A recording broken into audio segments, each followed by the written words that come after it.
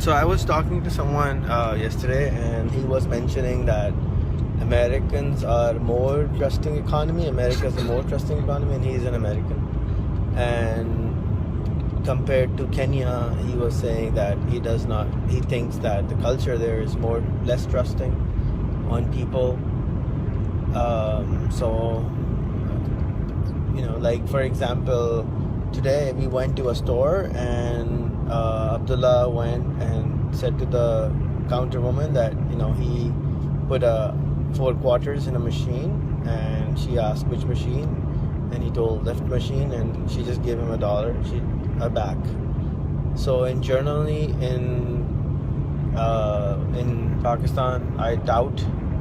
I mean, I'm not saying it won't happen, but because the machines are not there and the whole culture is different, so it's less likely that this will happen in Pakistan.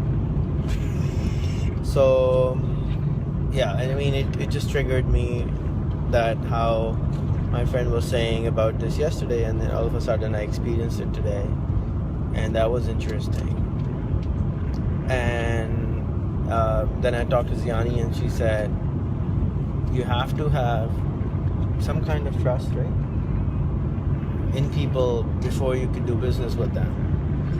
So I realized that this is what I'm trying to build for people using Facebook, to know each other, and people keep questioning me why I'm doing this. So one of the components is to build trust.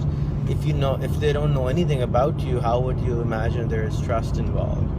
So for example, I give out my postcard, and it has a small story behind it of who I am, and it gives them a person enough data to decide if they want to trust me or not.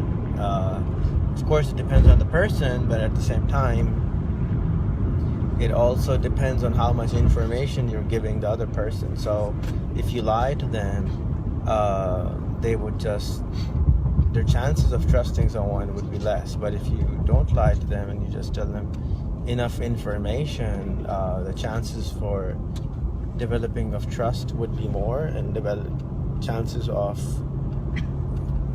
doing business with them of some kind, commerce doesn't have to be commerce, even whatever kind of business there could be, it would not happen if you don't trust a person or economy. So that's something which came to my mind, so I wanted to share it.